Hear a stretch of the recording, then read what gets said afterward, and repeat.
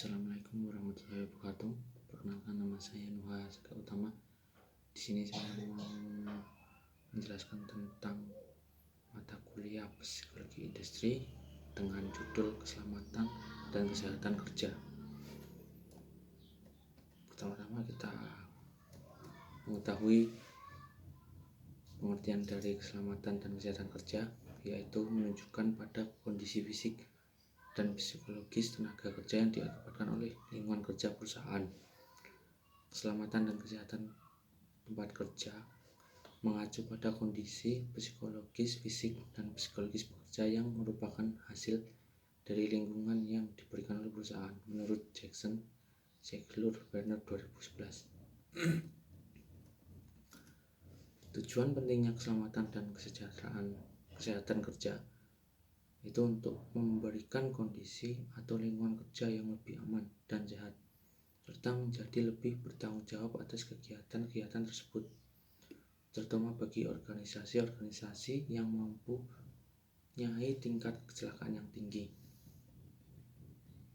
Biasanya dikarenakan lingkungan kerja yang aman dan sehat akan menghasilkan peningkatan produktivitas karena menurunnya jumlah hari kerja yang hilang, peningkatan efisiensi, dan penurunan biaya kesehatan dan asuransi. Untuk faktor-faktor penyebab kecelakaan kerja biasanya pada manusia sendiri, keseluruhan personal, lingkungan fisik, kecenderungan terjadinya kecelakaan, dan kehidupan kerja yang berkualitas rendah. Untuk strategi meningkat keselamatan dan kesehatan tempat kerja, nomor 1, mengawasi tingkat keselamatan dan kesehatan, yaitu di tingkat kejadian atau tingkat frekuensi keparahan. Nomor 2, untuk pencegahan kecelakaan. Nomor 3, pencegahan penyakit. Nomor 4, manajemen tindakan. Dan nomor 5, program kesehatan. Untuk program-program meningkatkan keselamatan, hal yang terpenting dari program keselamatan adalah melakukan pencegahan terjadinya kecelakaan. Sasaran utama program keselamatan adalah dengan cara membuat karyawan berpikir penting tentang keselamatan. Berikut ini ada 4 hal yang dapat disajikan agar program keselamatan dapat dilaksanakan dengan sukses. Harus ada ketulusan lebih dari biasanya dalam memberikan dukungan pada manajemen puncak dan menengah. Ditetapkan secara jelas bahwa keselamatan merupakan tanggung jawab manajer operasional. Nomor 3, sikap dan positif terhadap keselamatan harus ada dan dijaga. Karyawan harus yakin bahwa program keselamatan itu bermanfaat. Nomor 4, seseorang atau departemen sebaiknya bertanggung jawab atas program keselamatan dan bertanggung jawab untuk operasionalnya. Program promosi diusahakan agar pekerjaan memiliki daya tarik. Menetapkan komite keselamatan yang terdiri dari karyawan operasional dan memiliki manajemen. Nomor 3, perlu diadakan konten keselamatan karyawan.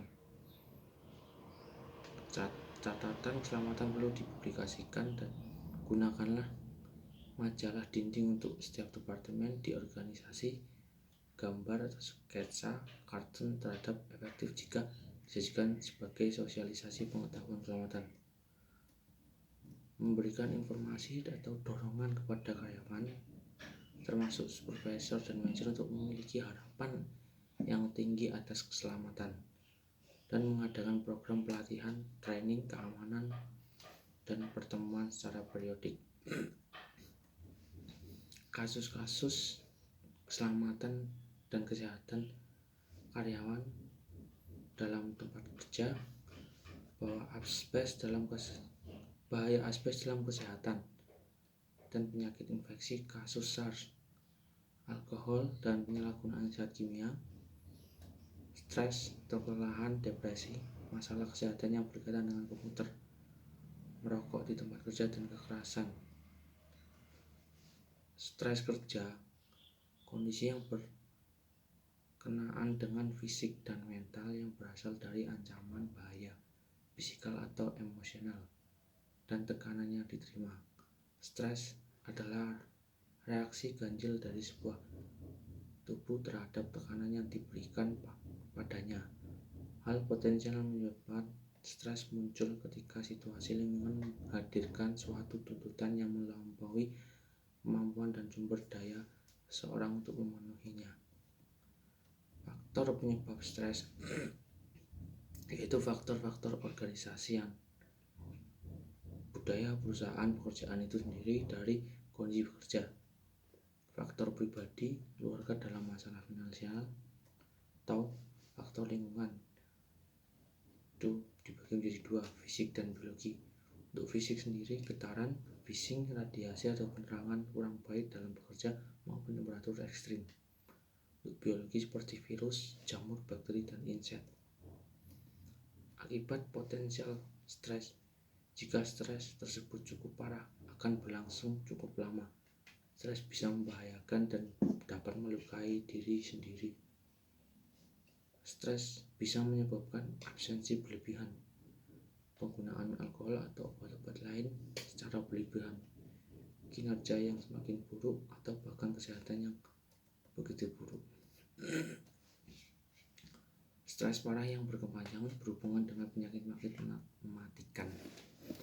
Cara mengolah stres yaitu dengan melakukan olahraga secara rutin, mengetahui kebiasaan diet yang sehat, tahu kapan berhenti sejenak untuk merelaksasikan diri atau menempatkan situasi yang penuh stres dalam perspektif yang berbeda, menemukan seseorang yang mau mendengar, membangun keteraturan dalam hidup, dan kenali keterbatasan diri, bersikap toleran, dan mencari waktu luang di luar pekerjaan, menghindari kendali semu.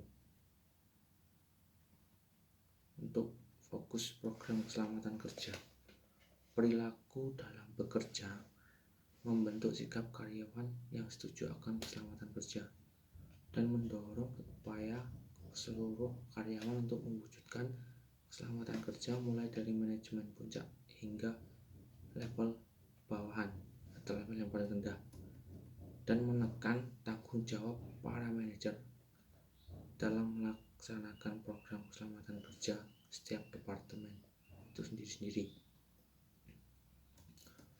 Biasanya kondisi kerja mengembangkan dan memelihara lingkungan secara fisik yang aman, misalnya dalam penyediaan alat pengaman seperti APAR, atau dalam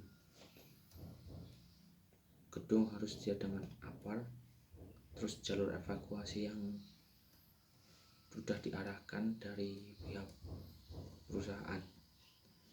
Evaluasi program kesehatan dan keselamatan kerja. Keberhasilan sebuah program keselamatan dan kesehatan bisa dilihat dari beberapa indikator berikut. Penurunan tingkat kecelakaan dan penyakit yang terkait dengan pekerjaan, baik secara kuantitatif maupun kualitatif. Menurunkan jumlah jam kerja yang hilang akibat terjadinya kecelakaan kerja atau penyakit yang disebabkan pekerjaan. Dan peranan penting dari safety engineer juga termasuk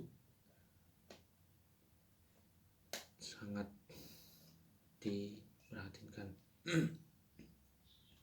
Untuk job hazard analis, proses untuk mempelajari dan menganalisa suatu jenis pekerjaan, kemudian membagi pekerjaan tersebut ke dalam langkah-langkah nyata guna menghilangkan bahaya yang mungkin terjadi.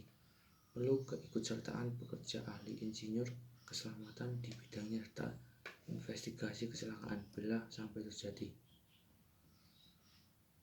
Undang-undang yang mengenai kesehatan dan keselamatan kerja yaitu pasal 86 UU nomor 13 2003. Setiap pekerja buruh mempunyai hak untuk memperoleh perlindungan atas keselamatan dan kesehatan kerja, moral dan kesusilaan, dan perlakuan yang harus sesuai dengan harkat dan martabat manusia serta nilai-nilai agama.